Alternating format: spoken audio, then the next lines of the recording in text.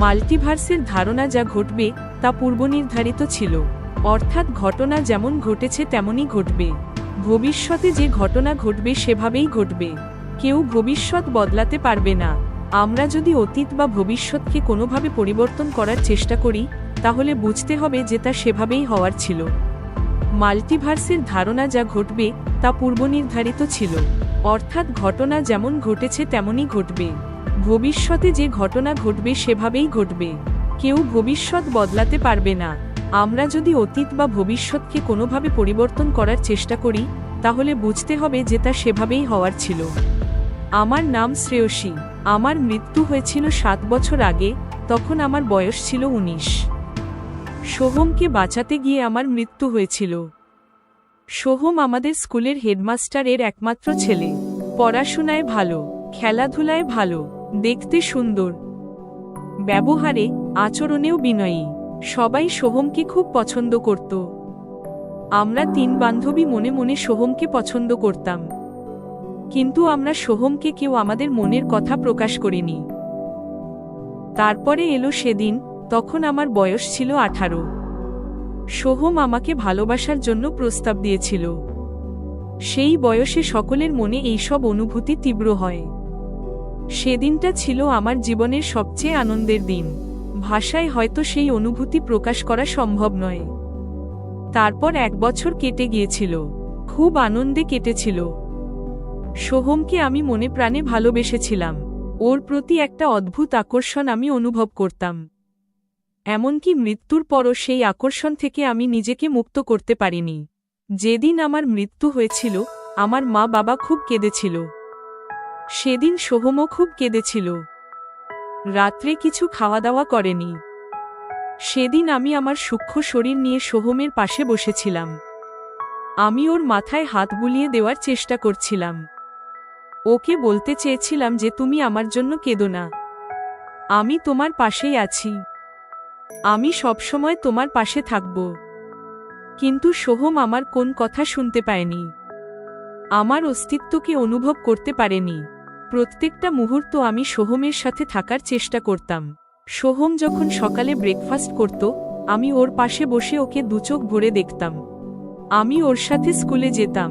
যখন বাড়িতে ফিরে পড়ার টেবিলে বসে পড়াশোনা করত, আমি পাশের চেয়ারে বসে ওকে দেখতাম। যখন ও বিছানায় রাত্রে ঘুমিয়ে পড়ত, তখন ওকে দেখতে খুব ভালো লাগত। বাইরে যখন মুষলধারে বৃষ্টি পড়ত, টিনের চালে আওয়াজ হতো, বাইরে ব্যাঙের ডাক আর ঝিঝি পোকার ডাক শোনা যেত, তখন আমি সোহমের পাশে বসে সেই বৃষ্টিকে উপভোগ করতাম। সোহম কিন্তু কখনো আমার অস্তিত্ব অনুভব করতে পারেনি। তবে সোহমের মন থেকে আমার স্মৃতিগুলো ধীরে ধীরে মুছে যেতে থাকে। এখন ও আমার কথা অতটা ভাবে না, আমি বুঝতে পারি। এত সহজে ও আমাকে কেমন করে ভুলে যেতে পারে? আমার খুব অবাক লাগে। সময় হয়তো সবকিছু ভুলিয়ে দিতে পারে। সময়ের ক্ষমতা অনেক। আমি মারা যাওয়ার পর মা বাবা খুব একা হয়ে গিয়েছেন। এখনো আমার কথা মনে পড়লে ওনারা খুব কান্নাকাটি করেন। আমি বাড়িতে একমাত্র মেয়ে ছিলাম। আমি ওনাদের পাশে বসে ওনাদের সব কষ্ট শুনতে পাই, কিন্তু ওনারা আমার কোন অস্তিত্ব অনুভব করতে পারেন না। মাঝে মাঝে আমি নিজেকে জিজ্ঞেস করি, আমার আত্মা কেন মুক্তিলাভ করল না? আমার কেন পুনর্জন্ম হলো না? স্বর্গ নরক কোনো কিছুই আমি মৃত্যুর পর দেখতে পারলাম না। কিন্তু আমার সাথে কেন এমন হলো? আমি জানি না। হয়তো আমার জীবনে কিছু অতৃপ্ত আকাঙ্ক্ষা আমাকে মুক্ত হতে দিচ্ছে না। আমার অকাল মৃত্যু হয়েছে, তাই পুনর্জন্মের জন্য আমাকে অপেক্ষা করতে হবে। এভাবেই বেশ কয়েক বছর কেটে গেল। আমি যাযাবরের মতো এদিকে ওদিকে ঘোরাফেরা করতে লাগলাম। তারপর একদিন একটা অবাক করা কাণ্ড ঘটল। আমি আমাদের গ্রামের পুরনো বাঁশঝাড়ের পাশে একটা ছোট গাছের ডালে ঘুমিয়েছিলাম। হঠাৎ করে একটা ছোট পাখি একটা ছোট কাগজের টুকরো হাতে দিয়ে পালিয়ে গেল। চিঠিটা খুলে আমি পড়লাম। বুঝতে পারলাম, এক অলৌকিক জগৎ থেকে আমার নিমন্ত্রণ এসেছে। তার মানে আমার পুনর্জন্ম হবে না, আমি মুক্তি পেয়েছি। তারপরের দিন আমি সেজেগুজে তৈরি ছিলাম। সেই অদ্ভুত অলৌকিক পাখিটা আবার আমার কাছে এলো। আমি আমার সূক্ষ্ম রূপ নিয়ে সেই পাখিটার পিঠে চেপে বসলাম। তারপর কত নদী, কত পাহাড়, কত সমুদ্র পেরিয়ে গেল। মনে হলো আমি অন্য এক জগতে প্রবেশ করছি। অদ্ভুত সেই জগৎ। কোথাও কিছু না পাওয়ার দুঃখ নেই, সবাই যেন সবকিছু পেয়ে বসে আছে।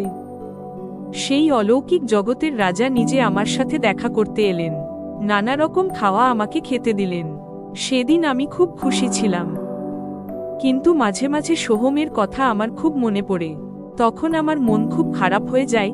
আমার ভালোবাসা কেন এমন অপূর্ণ থেকে গেল? আমার কি অপরাধ ছিল? রাজামশাই খুব ব্যস্ত থাকেন, কিন্তু একদিন আমার সাথে দেখা করতে এলেন। আমি ওনাকে আমার মন খারাপের কথা বললাম। উনি আমাকে বললেন, চলো তোমাকে আমি আজকে একটু ঘুরতে নিয়ে যাব। আমি বললাম, হ্যাঁ চলুন। উনি আমাকে একটা মাঠে নিয়ে এলেন। সেখানে কয়েকটা বাচ্চা ফুটবল নিয়ে খেলছিল। উনি সেই বাচ্চাগুলোকে কাছে ডাকলেন, বললেন, তোমাদের আজকে অনেক খেলা হয়েছে, এবার তোমরা বাড়িতে গিয়ে একটু বিশ্রাম করো। রাজামশাই সেই বাচ্চাদের হাত থেকে ফুটবলটা নিয়ে আমার হাতে দিলেন। আমাকে বললেন, এবার এই বলটাকে একটু ভালোভাবে দেখো।